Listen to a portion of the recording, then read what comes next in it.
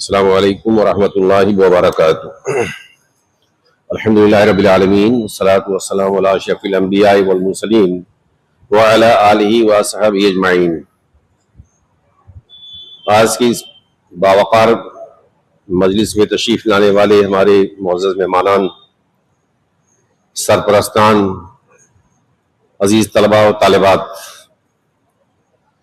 یہ جو مجلس آج یہاں منعقد کی گئی ہے، اس ناحیے سے بہت ہی بابرکت مجلس یہ ہے کہ اس مجلس میں وہ بچے تشریف رکھتے ہیں، وہ لڑکیاں تشریف رکھتی ہیں جنہوں نے اللہ کی کتاب قرآن کو پڑھا ہے، چاہے وہ ناظرہ کی شکل میں ہو یا قرآن کی شکل میں ہو، حفظ کی شکل میں ہو۔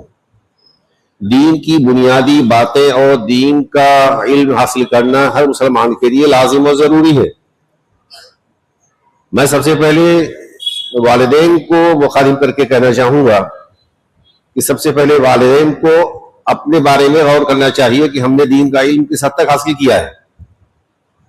ماں اور باپ جب ذہنی طور پر دین سے جڑے ہوئے رہیں گے، دین کا تقاضا سمجھیں گے، اس کو جانیں گے، اس کو برتیں گے، تو پھر وہ چیزیں بچوں کے اندر منتقل ہوتی ہیں۔ علامہ اقبال علیہ الرحمہ نے فرمایا کہ باپ کا علم اگر بیٹے کو نہ ازبر ہو تو پھر پسر قابل میراث پدر کیوں کر ہو۔ ماں اور باپ کی اچھائیاں اور برائیاں دونوں پہلو بچوں کے اندر منتقل ہوتی رہتی ہیں، اس کے اثرات ان کے اندر پائے جاتے ہیں۔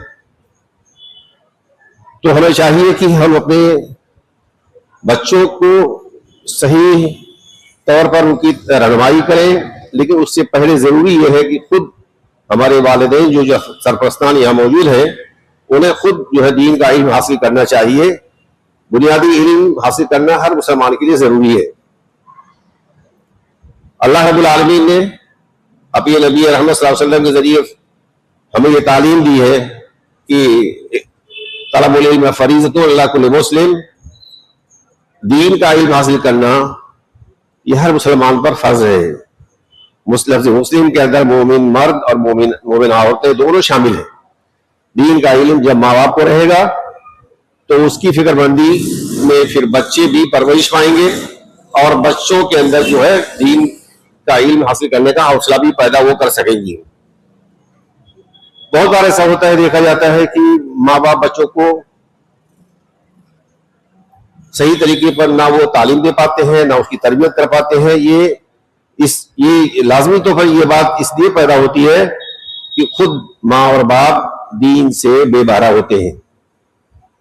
دنیا کے دیگر ملکوں میں آپ دیکھیں گے جو بہت ایڈوانس ملک کہے جاتے ہیں، وہاں پر جب کوئی سرپرست اپنے بچوں کو کسی مدرسے میں، کسی اسکول میں داخل کرنے کے لیے لے کے جاتا ہے ایڈمیشن کے لیے، تو والدین کا سب سے پہلے انٹرویو لیا جاتا ہے، اور والدین کے سلسلے میں جب انتظامیہ یا جو ذمہ دار ہوتا ہے ادارے کا وہ جب مطمئن ہو جاتا ہے تو پھر اس کے بعد آگے گاڑی بڑھتی ہے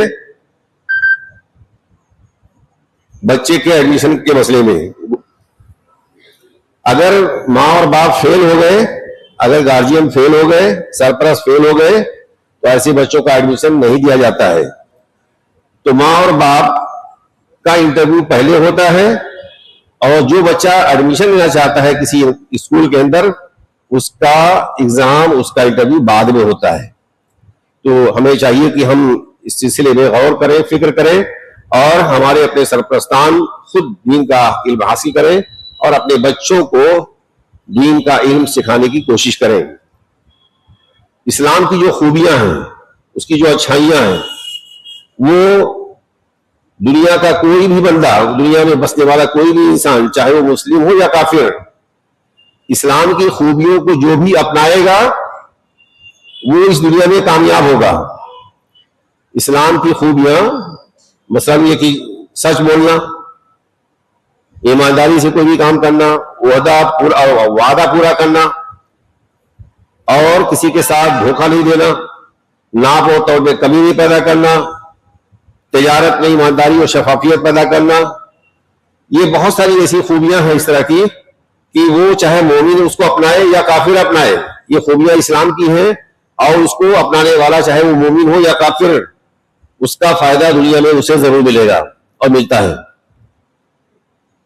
تو اسلام کی خوبیوں میں سے ایک اہم خوبی ہے سچ بات بولنا اور جھوٹ کے قریب نہ جانا۔ اسی طرح سے دین کا علم حاصل کرنے کے لیے جو مائیں اور باپ، ماں اور باپ جو اپنے بچوں کو دین کا علم حاصل کرنے کے لیے کہیں نہ کہیں بھیجتے ہیں، ان کے کردار کا پہلو بچوں میں نمایاں طور پر نظر آتا ہے۔ یاد رکھیں کہ ماں اور باپ کے دل سے نکلی ہوئی دعائیں بچوں کے حق میں بے حد مفید ہوتی ہیں، اور اللہ رب العالمین ماؤں کی زبان سے نکلی ہوئی دعاؤں کو رب العالمین قبول فرماتا ہے۔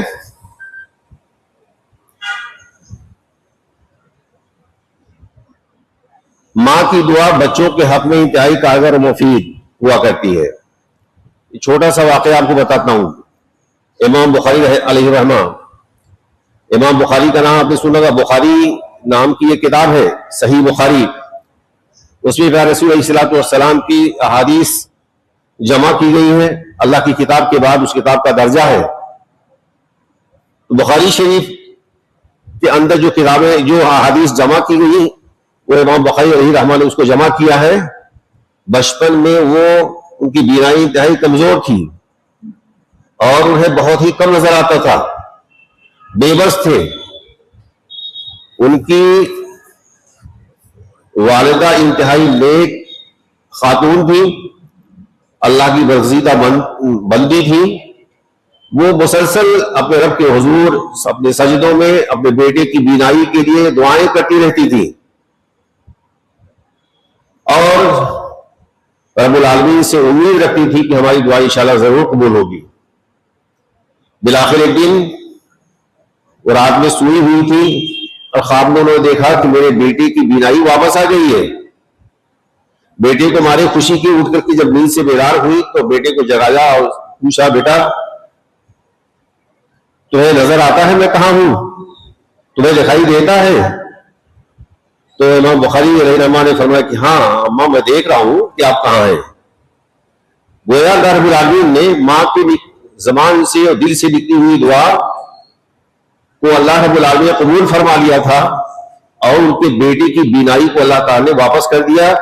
آگے چل کر وہ امام بنے اور اللہ کے رسول علیہ الصلوۃ والسلام کی زبان مبارک سے نکلی ہوئی احادیث کو انہوں نے یکجا کیا بڑی محنت و مشقت کے ساتھ، اور بخاری جیسی اہم کتاب کو ترتیب دیا۔ بچوں، ماں جب نیک ہوتی ہے تو بچہ بھی نیک ہوتا ہے۔ جب بچہ دیکھتا ہے کہ میری ماں نماز پڑھ رہی ہے وہ بھی مصلی پہ کھڑا ہو کر کے اور ماں کی ادا کی جانے والی نماز کی نقل کرنا شروع کرتا ہے۔ اسی طرح سے باپ کو نماز پڑھتے بچہ دیکھتا ہے تو اس کی نقل کرتا ہے۔ یہ سب بچپن میں سکھائی جانے والی چیزیں ہیں، لہذا ضروری یہ ہے کہ بچوں کی تربیت ہم اس وقت صحیح طور پہ کر پائیں گے جب خود والدین ذمہ داری کے ساتھ اسلامی اصول اور اس کی طرف سے نافذ کی گئی جو نافذ کی گئی تقاضے ہیں اس کو پورا کریں اور اس پر خود عمل کریں، تو بچوں میں اسے اثرات منتقل ہوتے ہیں اور بچے بھی اللہ کے فضل و کرم سے نیک بننے کی کوشش کرتے ہیں۔ قابل مبارکباد ہیں وہ والدین جنہوں نے اس مکتب میں جمعیت حدیث نے جو قائم کیا ہے، اس میں اپنے بچوں کو اپنی بچیوں کو بھیج کر کے دین کا علم حاصل کرنے کے لیے وہ لگاتار کوششیں کر رہے ہیں۔ میں انہیں مبارکباد دیتا ہوں اور دعا کرتا ہوں کہ اللہ رب العالمین کی ان کوششوں کو اللہ قبول فرمائے اور بچوں کے اندر وہ بات پیدا ہو جو بات دین کو، اسلام کو مطلوب ہے۔ اللہ تعالیٰ جو چاہتا ہے وہ بچے کریں، اس لیے کہ اللہ کا علم کتاب کی شکل میں موجود ہے، قرآن کی شکل میں۔ قرآن کو پڑھنا ہے اور سمجھ کے پڑھنا ہے۔ ابھی چند دنوں پہلے ممرہ میں الفاروق نام کی ایک مسجد، الفرقان نام کی مسجد ہے، وہاں پر بھی انہوں نے مولانا عبدالسلام سلفی حفظہ اللہ نے حفظ کا شعبہ قائم کیا ہے۔ تو میں سمجھتا ہوں 15 دن پہلے انہوں نے دعوت دیا تھا، میں بھی گیا تھا وہاں، تو بہت سارے لوگ اس میں تھے، ڈاکٹر عبد القیوم صاحب وغیرہ تھے جو قطر سے آئے ہوئے تھے، میں بھی اس میں شریک تھا۔ آخر میں تاثر کے طور پر محمد رحمانی نے اور دکتر ابن قیوم نے اپنے تاثرات پیش کیے. آخر میں مجھے موقع ملا تو میں نے پھر ایک بات کہی اس مجلس میں کہ اللہ رب العالمین چاہتا ہے کہ ہمارے بندے ہمارا بھیجا ہوا قرآن سمجھ کر پڑھیں. اولو الالباب کا لفظ ہمارے وہ بھائی جو قرآن کی تلاوت کرتے رہتے ہیں انہیں پتہ ہوگا.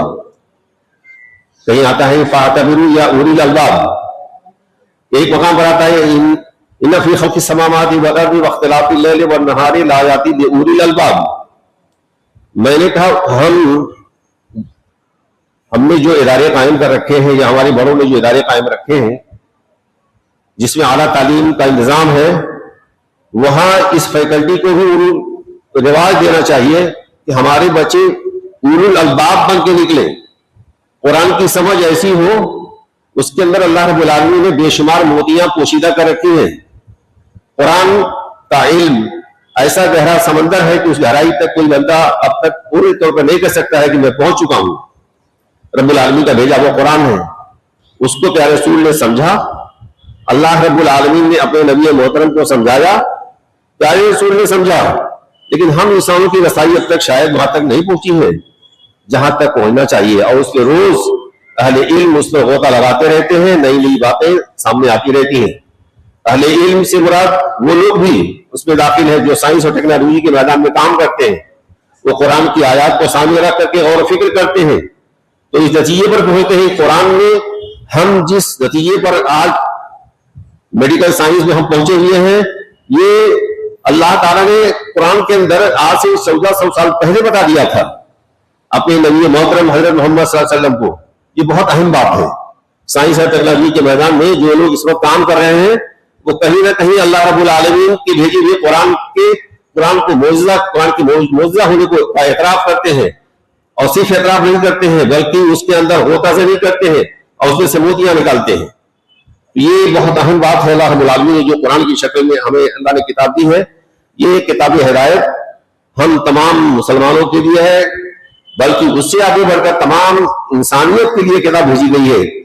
ہم اگر یہ کہیں کہ یہ کتاب مسلمانوں کی ہے تو غلط ہوگا. یہ کتاب اللہ رب العالمین اللہ تعالیٰ نے اپنی اس کتاب کو جو قرآن کی شکل میں بھیجا ہے, یہ تمام دنیا کی انسانیت کے لیے, تمام انسانوں کے لیے بھیجا اللہ تعالیٰ نے. اس لیے کہ اللہ رب العالمین نے قرآن میں جہاں یا ایھا الذین آمنوا کے ساتھ خطاب کیا ہے, اسی طرح سے کئی جگہ پر یا ایھا الناس کے ساتھ بھی اللہ نے خطاب کیا ہے. اے ایمان والوں بھی کہا ہے اور اے لوگوں کہہ کر کے بھی خطاب اللہ تعالیٰ نے کیا ہے. یہ بات سمجھنے کی ہے کہ یہ کتاب صرف مسلمانوں کی نہیں ہے بلکہ تمام دنیا میں بسنے والے, پیدا کیے جانے والے وہ انسان جو قیامت تک پیدا ہوتے رہیں گے, سبوں کے لیے ہدایت کا سامان بنا کر اللہ نے اس کو بھیجا ہے, اور سب کی ذمہ داری بنتی ہے کہ اس کو پڑھے, سمجھے, اس کو عمل کرنے کی کوشش کرے. آج کے اس تقسیم انعامات کے پروگرام کے موقع پر ہمارے جو بچے ابھی کامیابی سے ہمکنار ہوئے ہیں وہ اپنے انعامات سے نوازے جائیں گے, لیکن وہ بچے جو کسی وجہ سے وہ انہیں انعام نہ مل پائے انہیں مایوس ہونے کی ضرورت نہیں ہے. یہ مقابلے کی دنیا ہے. ہوتا ہے اس میں کسی کو 2 نمبر آگے مل گیا, وہ انعام پا گیا, 2 نمبر کسی کا پیچھے ہو گیا تو وہ اس کو انعام نہیں ملا. تو انعام نہ ملنا ناکامی کی دلیل نہیں ہے. آپ نے محنت کیا, آپ کی محنت ضائع نہیں ہے. اللہ رب العالمین سے دعا ہے کہ اللہ تعالیٰ آپ کو دین کا صحیح واضح کرنے کی اللہ تعالیٰ توفیق عطا فرمائے, اور آپ کے والدین کو اللہ توفیق دے کہ آپ تمام بچوں کو دین کا علم حاصل کرنے کے لیے جمعیت اہل حدیث کی جانب سے جو مدارس قائم کیے گئے ہیں اس کو بھیجنے کی اللہ تعالیٰ توفیق عطا فرمائے. جمعیت کا کہ یہ ادارے جو مکتب کی شکل میں اس وقت چل رہے ہیں, اس کو آرگنائز کیا گیا ہے, اس کو منظم کیا گیا ہے.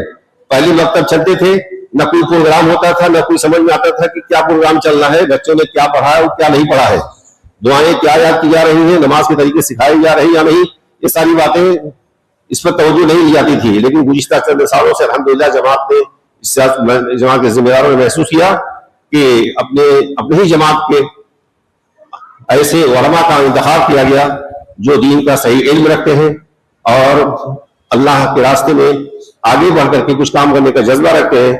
ان کو منتخب کیا گیا تاکہ ان مکاتب کو جو مختلف مساجد میں چلائے جا رہے ہیں اس کی نگرانی کی جا سکے.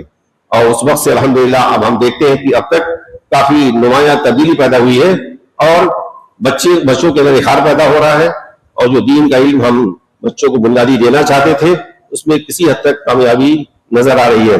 अल्लाह ताला मजीद हमें हौसला दे काम करने का और आप तमाम हजरात को इससे जुड़े रहने का। अस्सलाम वालेकुम।